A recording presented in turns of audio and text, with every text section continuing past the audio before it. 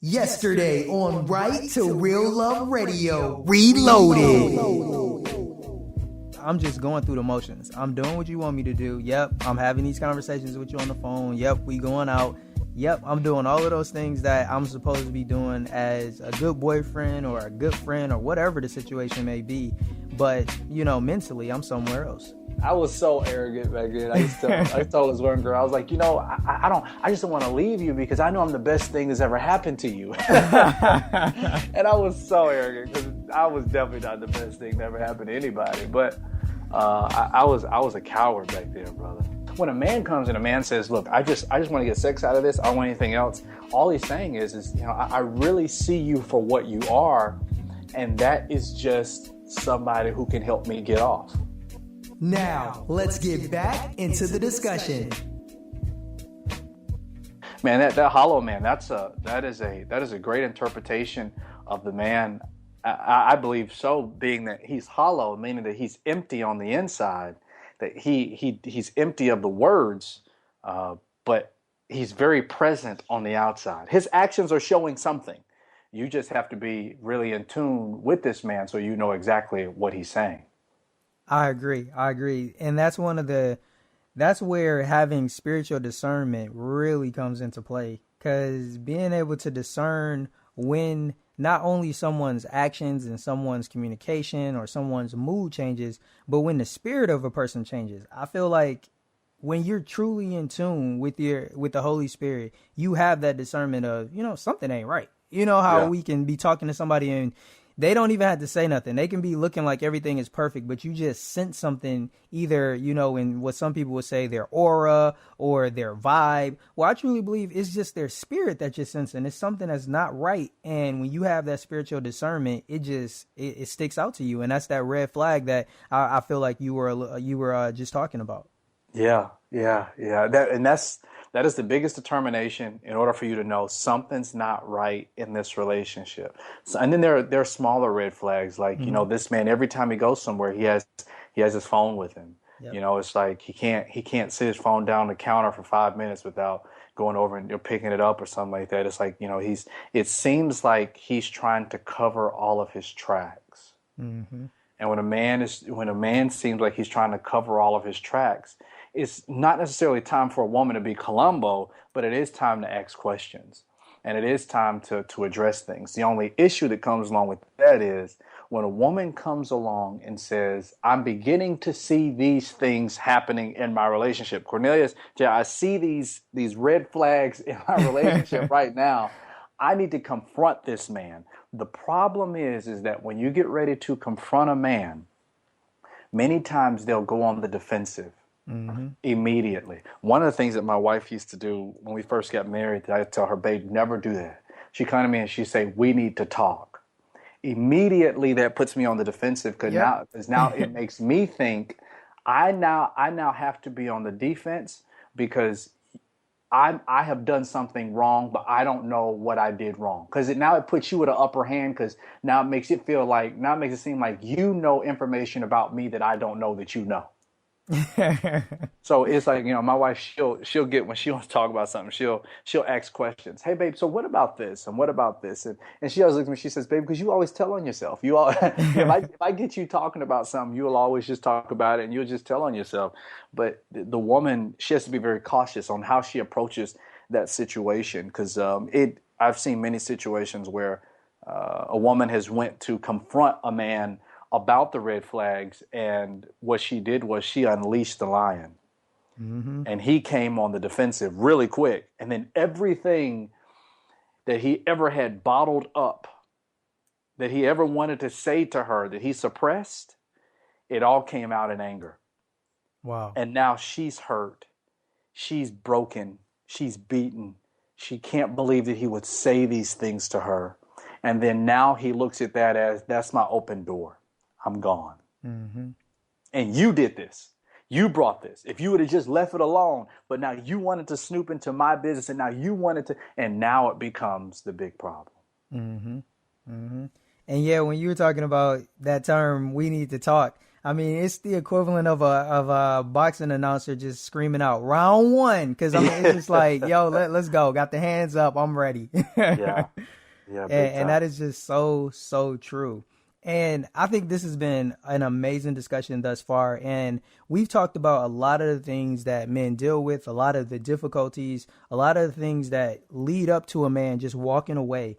And I want to close things out by looking at how men can begin to make some valuable changes in their life. And I think one of the first things, kind of how we started the discussion, which was looking at the differences between how men and women approach leaving. I would love to get your thoughts on the way that men and women value relationships differently. So how do you believe women value a relationship based on the way men find value in a relationship? I think we can look at that based on, if you look at how men and women look at their relationship with God. I think that can really tell us a lot about it. Look at the church. If I sit down with a group of men in our men's ministry and look at them and I say, you have to develop a relationship with God. And many men look at me with a stone face, like, I don't know what in the world that means. What do you want? What you want me to do? Because the concept of relationship can seem foreign to a man. But for a woman, if you sit down and in front of a room full of women and you say develop a relationship with God, they look and they say, oh, perfect. I'll go out on picnics with God, and I'll go and I'll talk to him over here, and I will talk. For them, it's like, oh, well, he's my friend, he's my buddy. I talk to him, I go on dates, and I do this, and I dance, and I have fun with him, and oh my goodness, and God and we're just BFFs. And for man, it's like, I don't really want to go on a date with God. That doesn't make sense to me. Do I take him with me to the football game? Does he want to play? Does he want to play PlayStation? Like, I don't understand this. And you say, well, you need to sit down and pray. So the concept itself of relationship can seem different between a man and a woman. A man begins to approach relationship as, okay, what is the problem? Again, he's going back to the problem. What is the problem that I'm seeing in a relationship, and what is now going to be the solution? What is supposed to be my responsibility and my role in this? And many times a man wants it to be spelled out immediately so that he knows, and spell it out clearly. Give it to me. A, B, C, D, 1, 2, 3. What does it mean for me to be in a relationship with God? Spell it out. And then when I get into a relationship with a woman, what is my role in this? What am I supposed to be doing? What role am I supposed to play?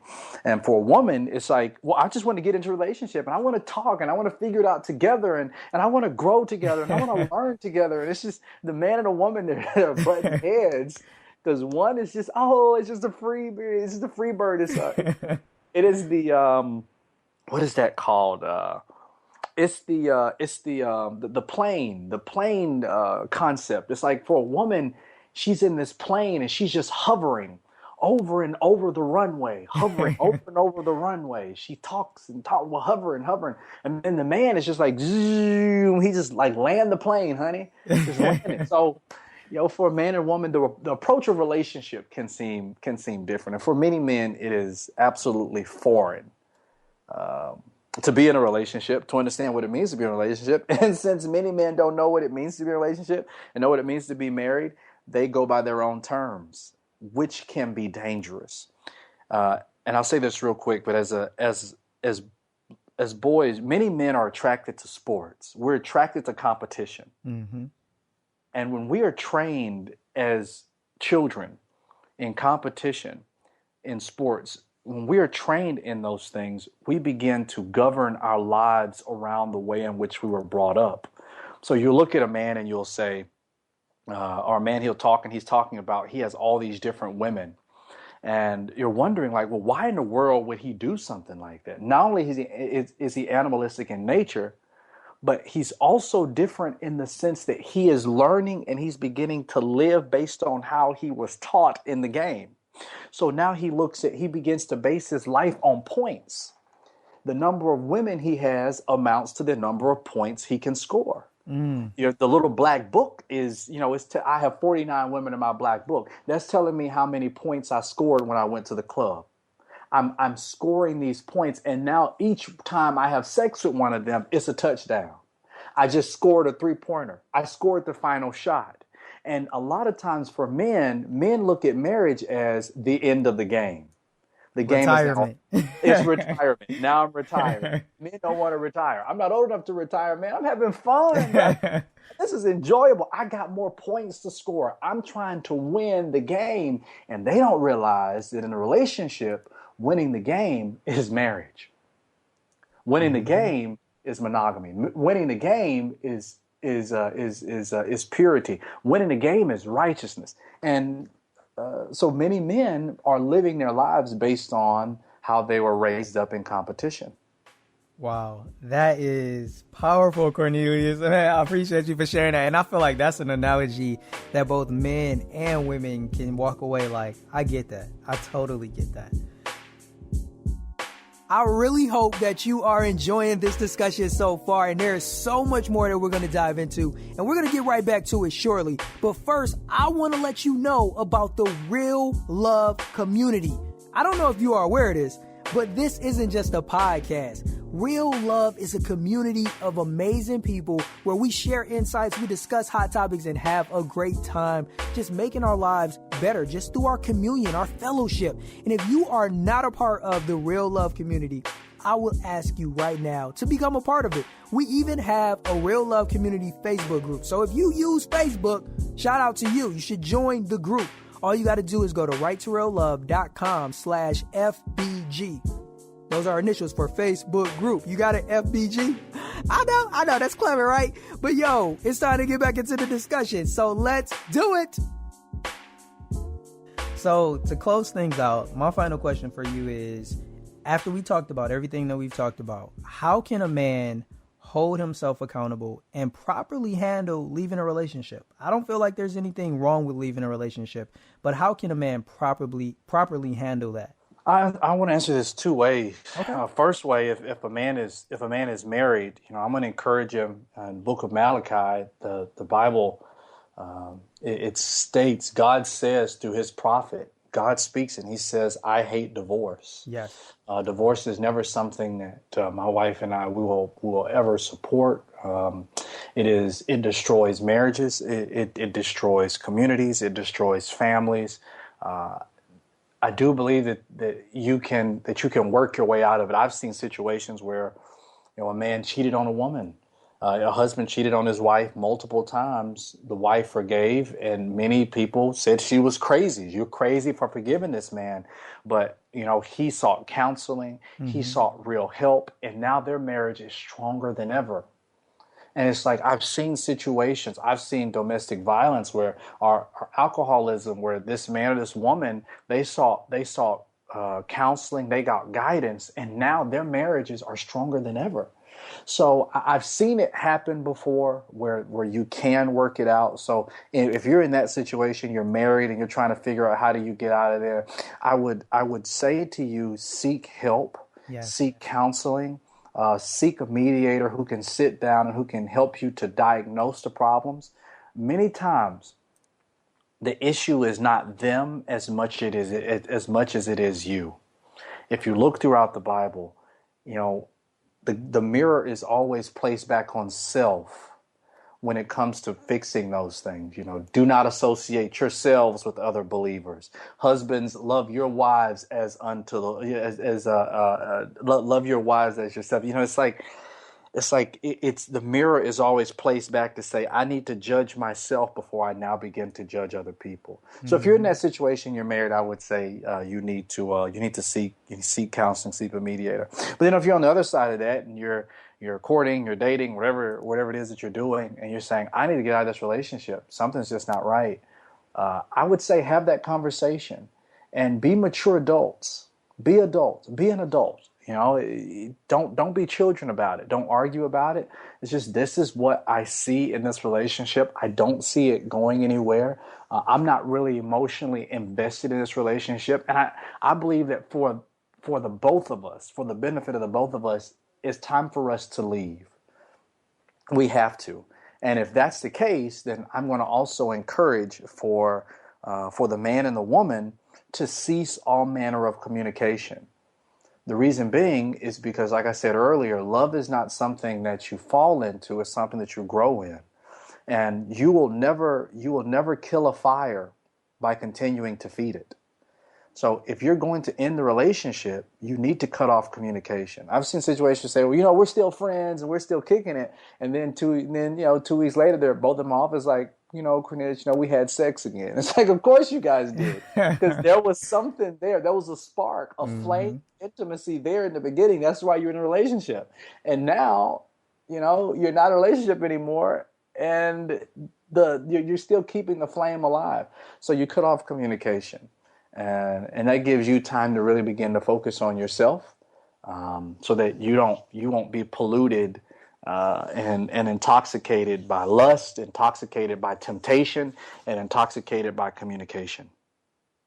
Wow. Cornelius, I want to thank you so much, man. You have shared so many valuable insights. I have had a blast having this discussion with you. And something that I do on nearly every episode is I want to open it up to you. Are there any questions that you may have for myself, or is there an aspect to this topic that you feel like we didn't touch on that we need to? You know what? I thought the conversation itself was extremely thorough. I enjoyed it, and I don't think I have anything else to add. Great. I just want to thank you so much once again for being a guest on the podcast. Man, you gave me some things to think about. I know that you have definitely provided with the real lovers, both men and women, with something to take away from what we talk about today. And I just want to thank you for that. And it would be a pleasure to have you as a guest on the podcast again. Awesome. Well, you send it out, brother, and I'll definitely accept. Great. I really enjoyed this discussion with Cornelius so much, y'all. And I really hope and pray that you enjoyed it too. I really want to ask you to please go and show him some love and support. You can check out his website at corneliuslindsey.com. You can also follow him on Twitter at @ThisIsCornelius. He also shared with you about his upcoming conference. So please, if you have an interest in joining the conference, his website has all of the information that you need right over there. Make sure you check it out. Whether you're single, in a relationship, he's got you covered. 2 separate conferences, all that's going to be helping you to get closer to God, closer to your mate, or closer to finding the right person out there for you. So I just want to remind you of that. And I just want to let you know that tomorrow I'm going to be coming back and I'm going to be sharing with you some additional insights that are going to be beneficial to both men and women. I don't want you to miss it. So make sure you're there. I want to thank you again for listening to this episode. I truly believe that as a result of listening to this discussion, you're happier, you smiled, you laughed, and you're definitely smarter. Like I said last time, I don't know if you're smarter than Nana. She might know a lot about relationships, but you're definitely smarter than the person that's sitting next to you or the last person that you were standing next to.